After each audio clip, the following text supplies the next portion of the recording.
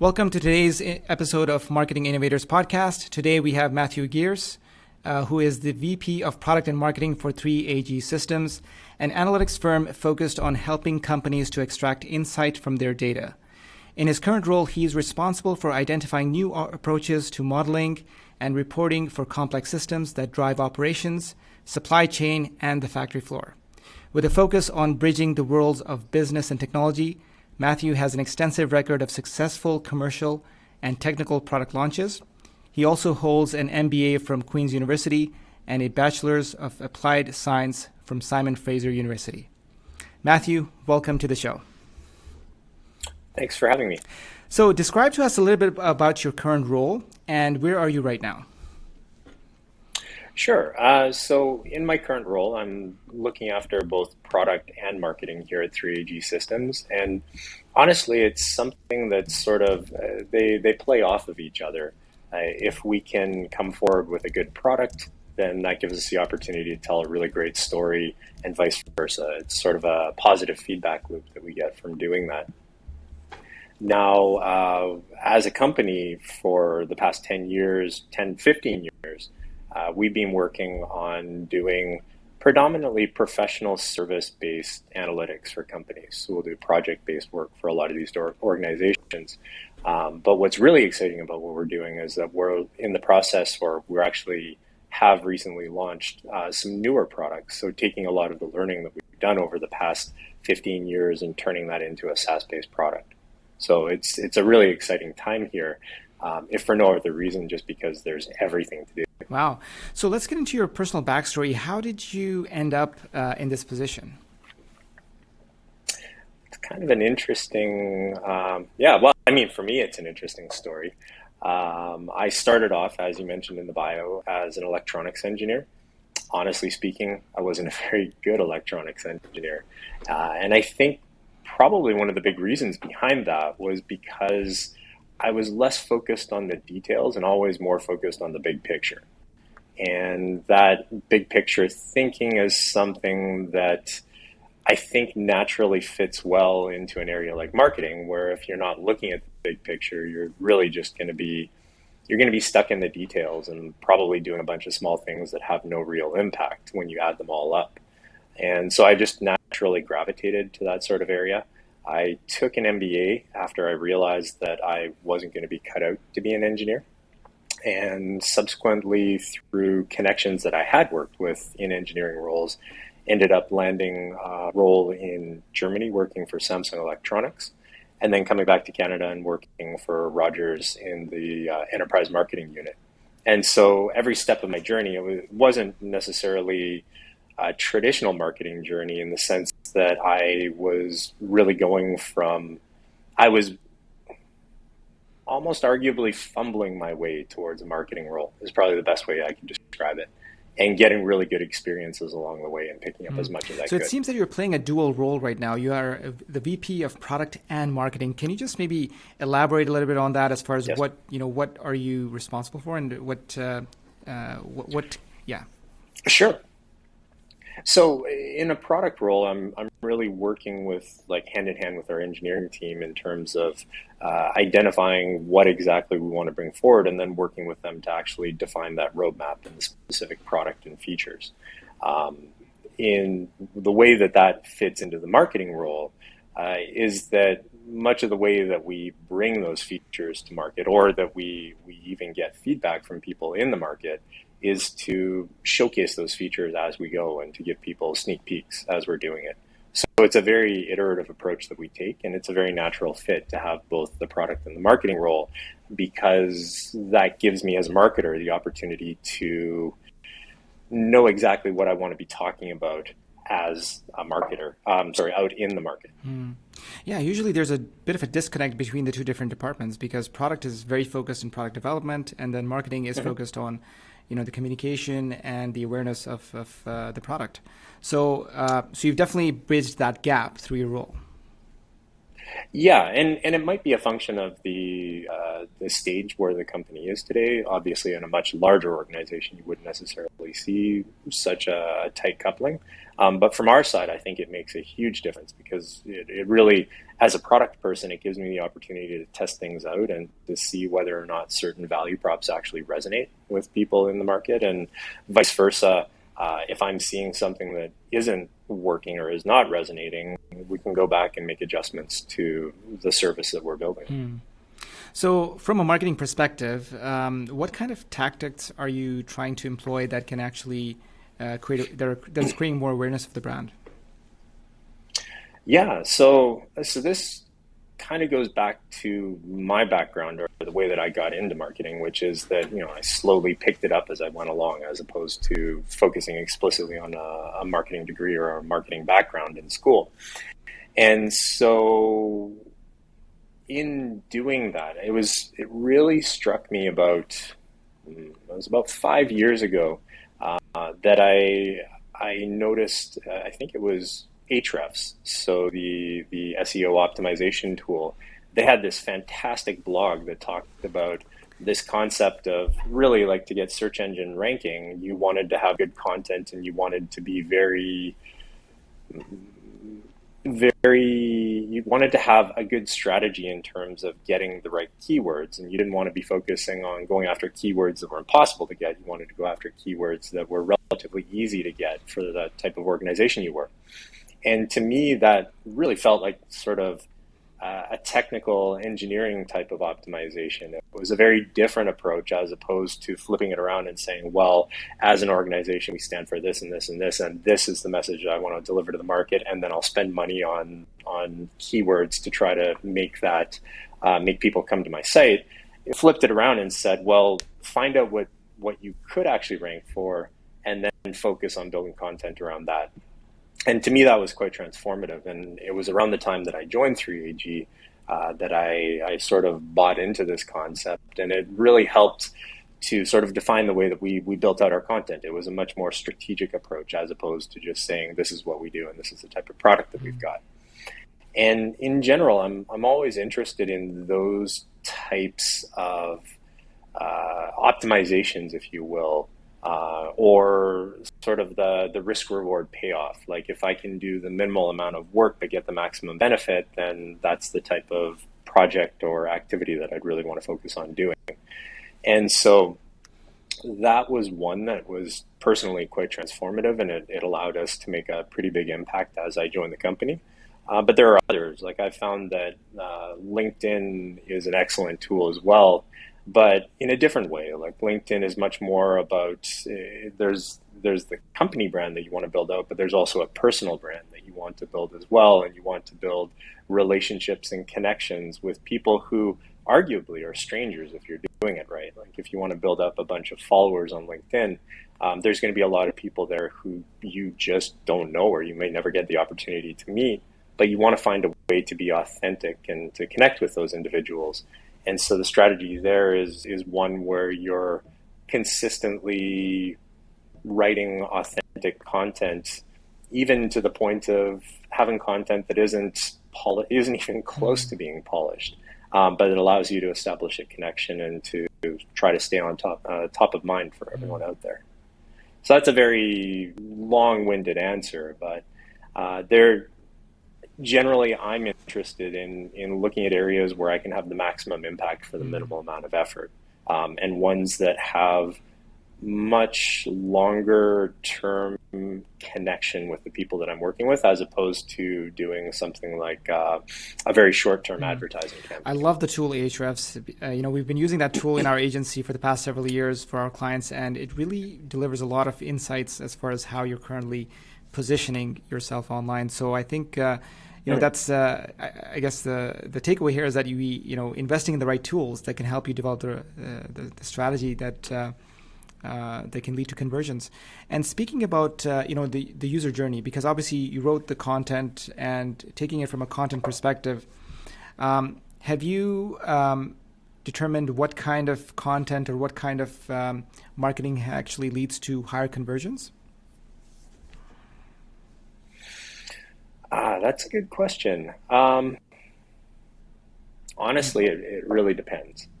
So if you're looking at, for example, from a blogging perspective, it really comes down to the type of keywords that you're trying to put forward in the blog.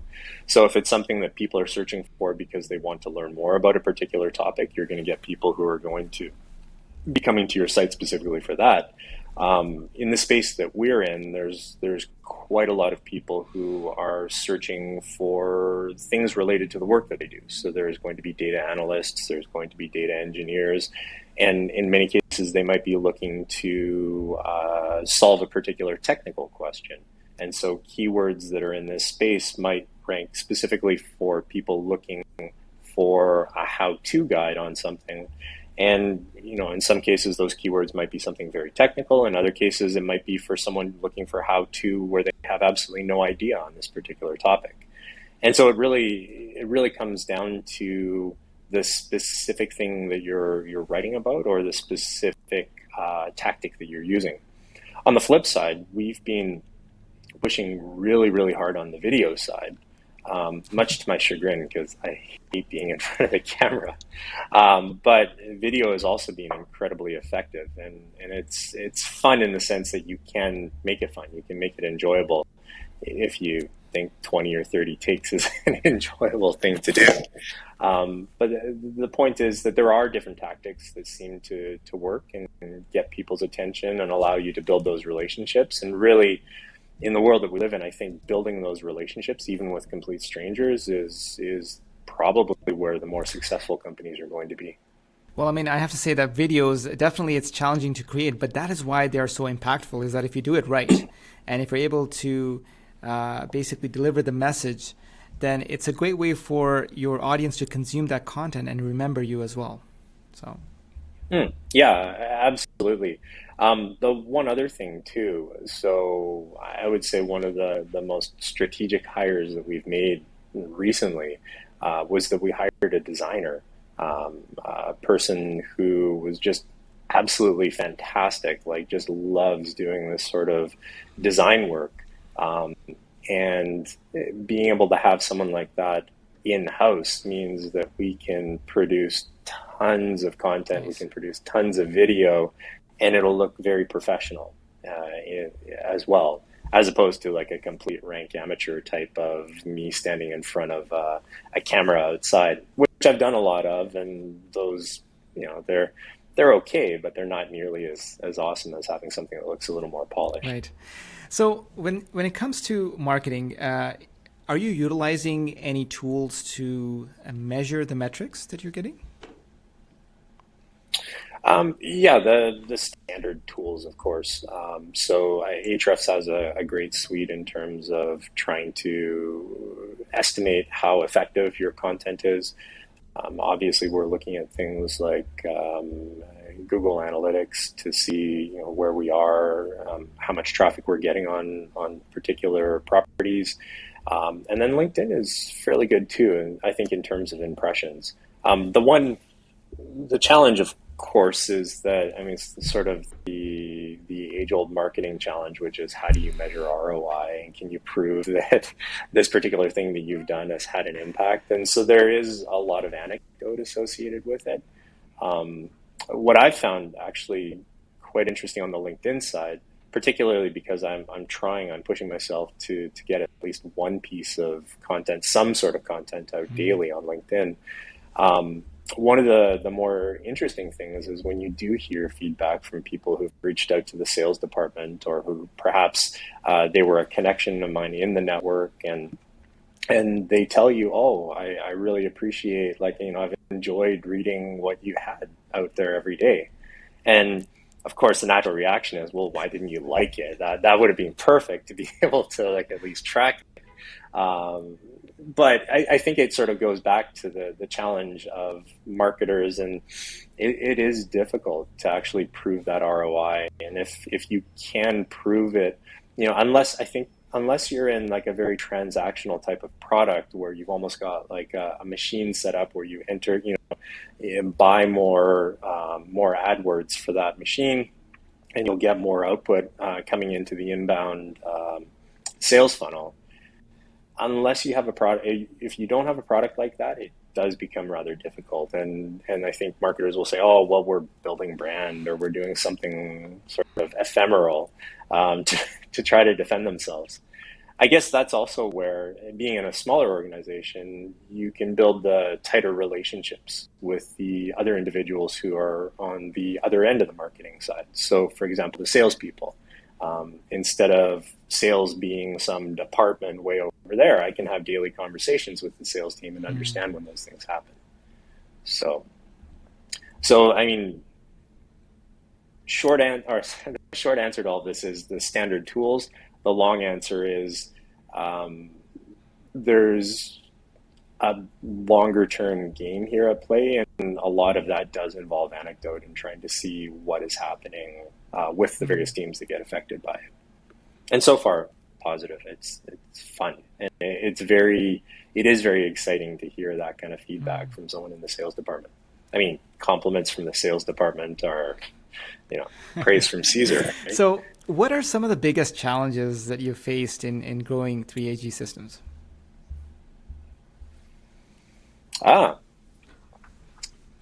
First and foremost, obscurity. So when I joined, the company had a good book of business, clients that had been with the company for many, many years. But outside of that small network, not many people knew about the organization. And so working with the team to really build out a brand and, more importantly, a voice associated with the company did take some time.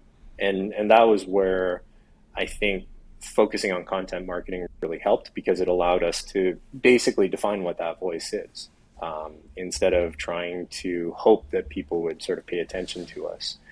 We just told them, like we just started working to establish relationships. So certainly being a smaller company in the beginning, it was both exciting, but also it meant that there was a pretty big hill to climb. But once we'd done that, honestly, now I think the bigger challenge is trying to figure out how to get our message out as quickly as possible and as fast as possible. Again, using the sort of with the minimal amount of effort type approach. So, I mean, we could throw a ton of money at marketing, but I would much rather try to continue to look for the areas that are the most effective way for us to get the biggest output. And it's the reason why I'm saying this is one of the bigger challenges is because we've got some really exciting and really interesting products that we're launching. And like, personally, I just want to be on the top of the roof screaming and shouting at everyone, and like just any person on the street, I want to say, hey, have you heard about this? You should check it out. Go watch this video, do this. And it's hard to translate that enthusiasm into the kind of output that I would look for from a marketing perspective, because there's always going to be a limited amount of budget. So where's the business venture going in the near future here? Expansion all over the place. So as a company, we also brought on a seasoned sales director in this past year. And so to me, I think this is a really interesting part of where there's a transition from doing a lot of really interesting tactics and things that we think, experiments, if you will, both on the sales side, on the marketing side, and on the product side, and transforming that from these are great ideas and let's execute on them as fast as we can into let's turn this into a machine and a process that we can like reliably and repeatably do and then scale that out. I think that is a major transition for all companies, particularly like smaller ones looking to grow bigger. And I think it's it's a really important step for no other reason than it allows you to get that much more efficient and that much more effective at what you do. Like, there's a great parallel between that versus the type of work that we do with our clients. Because in our business, what we'll do with clients is that they'll come to us, they'll say, look, I want to get better reporting, and I want to do machine learning, and I want to do AI, and I want to do all this amazing stuff that I read about in the news. And I want to do all that most important stuff like tomorrow. And we'll say, well, look, you have to you have to crawl before you can walk, and you have to walk before you can run. And there's very good reasons for it. Mainly because if you try to, I would imagine it would be similar to being, going from driving a car to being a fighter jet pilot. Where you can't just take someone and put them in the cockpit and expect them to be like going off and doing dogfights. They need to be able to take some steps and build some skills, and more importantly, have the right infrastructure in place. And so that's the type of journey that we take with clients from a data perspective all the time. But it's also a journey that as an organization, we have to take both on our sales side and our marketing side, in the sense that if we don't build up the right infrastructure, we'll constantly be reinventing the wheel again and again and again. And it becomes really inefficient to do that. And it's much better to experiment with things, figure out what works, and then quickly look to turn that into a process that you can repeat, so that you can focus on the next exciting thing that you want to do. And you want to make that previous exciting thing something that just becomes standard for the organization, something you don't even think about. A new skill that the organization can acquire, as opposed to something that you're constantly trying to learn again and again and again. And I suppose that could arguably fit into an area like marketing operations, particularly in a larger organization, but I don't think that entirely covers the idea of building out a machine and a process that will allow you to do it, because I think in some sense marketing operations is very technical, very focused. Oh, we want to look at the effectiveness of an email campaign, for example, things like that. I think stepping back and looking at the bigger picture and understanding how the marketing machine works and how the sales machine works and how they interact with one another is where you want to go as an organization, whether you're the tiniest one or the largest one. And if you happen to be a small organization, you have a great opportunity to be able to have a bigger impact in making that happen. Mm-hmm. Marketing and sales really need to be aligned in order for them to actually really close deals and generate business. So how do you bridge that gap in your company? Well, it helps that I really like the guy who runs the sales team. So it sounds trite, but actually I think having like decent relationships is a good first step. In my past life, I have been in organizations where there's this us versus them mentality. And I think it's very natural for anyone in a large organization to feel that way, particularly if something doesn't go well. You naturally want to defend yourself and the people that you're surrounded with, because those are the people that you'll associate with through proximity. And so, first, if you have anything like that, if you have to, those marketing people that can't deliver us a lead, or those salespeople don't know how to follow a script, it just all falls apart. So first and foremost, I think is that. Beyond that, it's easy to do it in a small organization. I think it's really hard to do in a big organization. But walking a mile in the other person's shoes obviously makes a big difference as well. And if you're a marketing person who's never been on a sales call, if you've never felt sick to your stomach trying to do a cold call and getting rejected, or basically like having the door slammed in your face, you really can't appreciate like how difficult a job sales is. And being an SDR and making 80, 100 calls a day and knowing that you're going to get like 50% rejection rate, and maybe 10% of those people are just going to be like mean to you. Like, it's easy to say, it's another thing to actually have happen to you. And so certainly like building up more empathy and actually understanding how difficult the other side's role is makes a big difference, in my opinion. So those are very fluffy answers. I don't think I've ever seen technical solutions to the sales marketing divide, so I'm going to stick with the fluffy answers. Plus, I'm in marketing, so I'm allowed to. So Matthew, where do you see are some of the biggest opportunities for 3AG systems in the near future?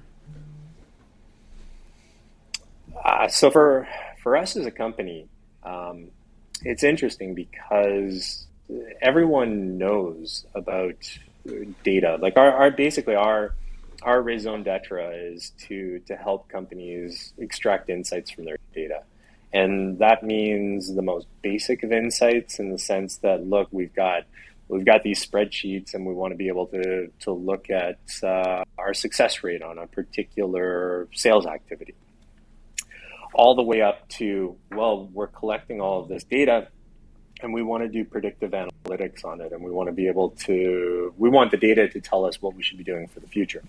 So there's a wide range of different use cases, and I can't imagine anyone in the business world saying, well, data is not an important thing. It's obviously something that everyone cares about. And everyone knows that it's going to be a bigger and bigger part of what they do as an organization. So from that perspective, we see massive opportunity. Like, the pie is just getting bigger and bigger and bigger. What we don't necessarily see is that companies are getting that much better at doing that type of work. And so one of the biggest challenges is that companies, for whatever reason, really have trouble extracting insights from that data. So if they're a very small organization, it's hard for them to have the resources to be able to pull the information, so they might lack scale. And if they're a very large organization, they're completely siloed off from various teams and groups. And so the data is spread out all over the place, and it's not easy to come to like a unified view of what's going on. And so we don't see that trend changing anytime soon. Like, we think this is something that'll go on for decades.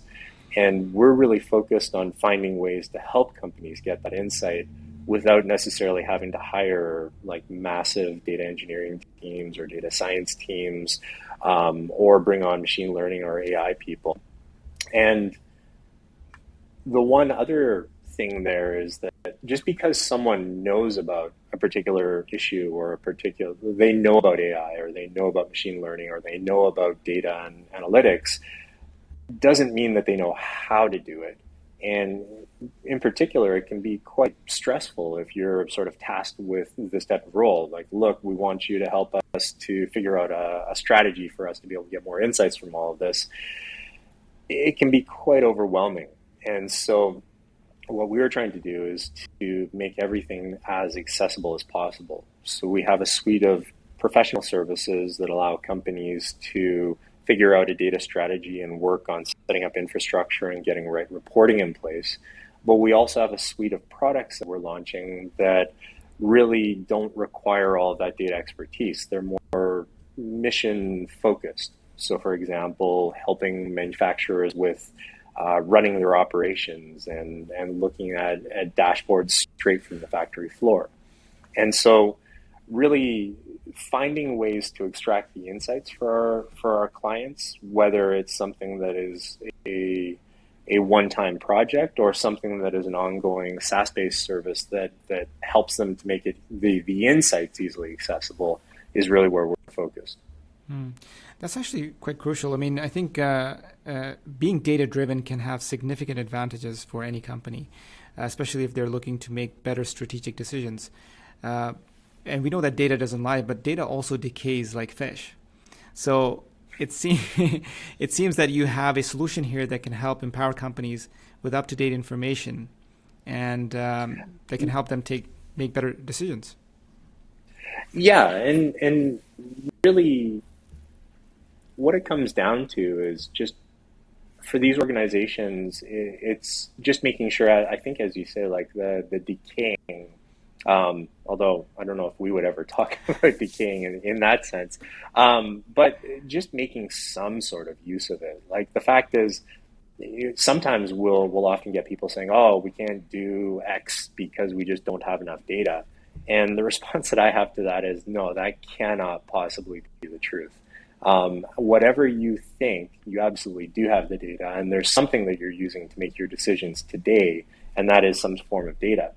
Generally, the issue that companies have is not that they don't have it, it's that it's not accessible to them, and it's not accessible to the people who need to make those decisions.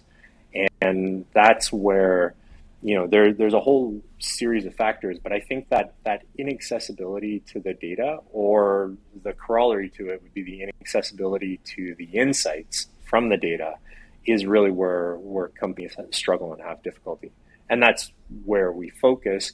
And sort of going back to the link between product and marketing, that's where it really helps me to be able to craft a marketing message, because I know from a product perspective that the biggest problem is that data is inaccessible. So I can talk a great deal about the fact that that data is inaccessible and what organizations can do to make that happen. And of course, only if I can manage to rank for keywords on that particular topic. I'll ignore the topic otherwise. So, Matthew, you've been with the 3AG Systems for a while, a little over 3 years, right? Yeah. So you've experienced the impact that COVID has had over the company. Do you want to shed some light as far as how you've dealt with the pandemic? Yeah, that's a very interesting question. We were lucky in the sense that, everything was virtual from the start for us as an organization. We were in the office doing virtual work, but it was effectively virtual. And so obviously when lockdowns came, it was a fairly easy transition for us, for people working from home.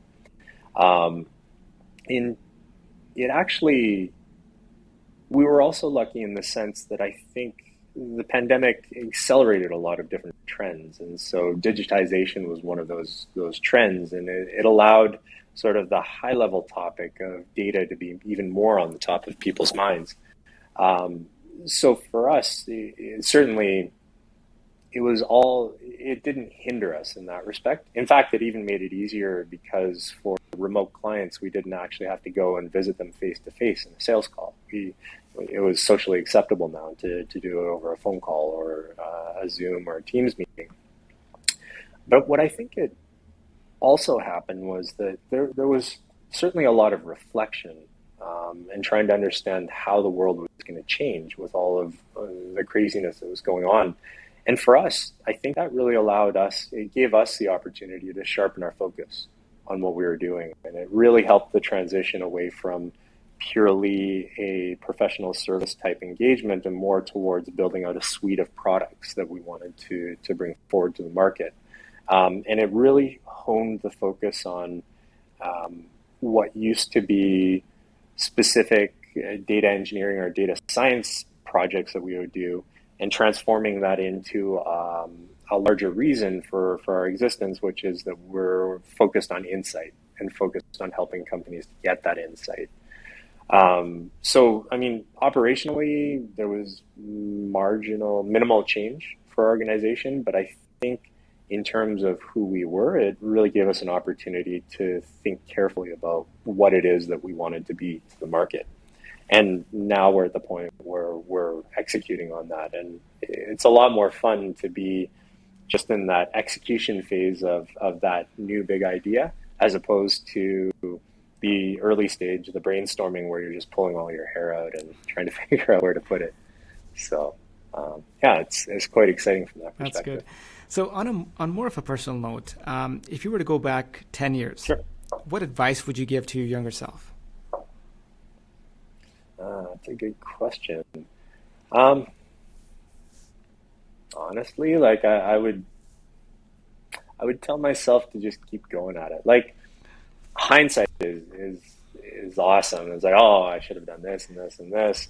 But on the flip side, personally speaking, I've had such a bizarre career path. I've done so many different things, and I've been in so many different areas and had such unique experiences that I think that those experiences, I would want to do that again.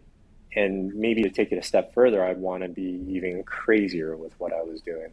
The one other thing that I would point out, although I have had fantastic experiences, particularly when I got to live in Europe and work for a multinational company out of Korea.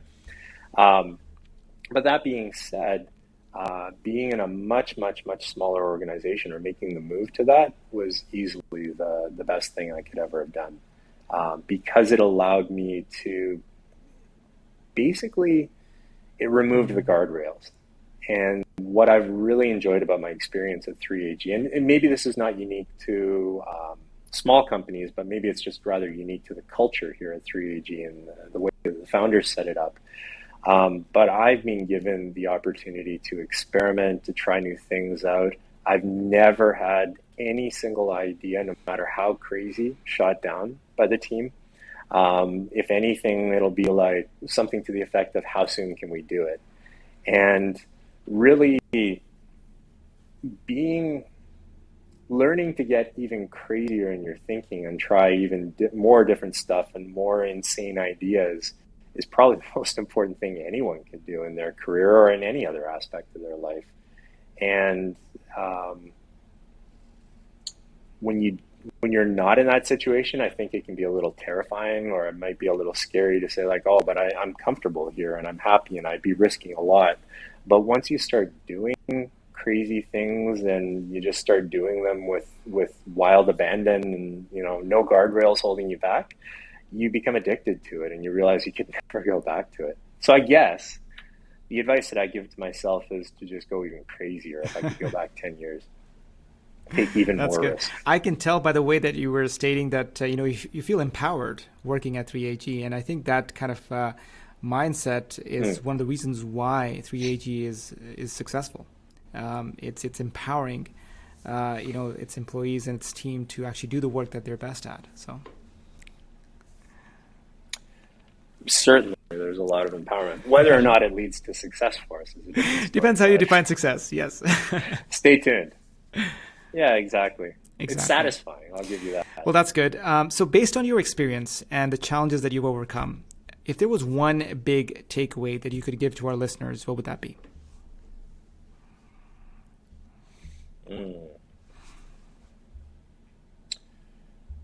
I think, so some of the most transformative things I've had in a marketing perspective really came from finding tools or techniques that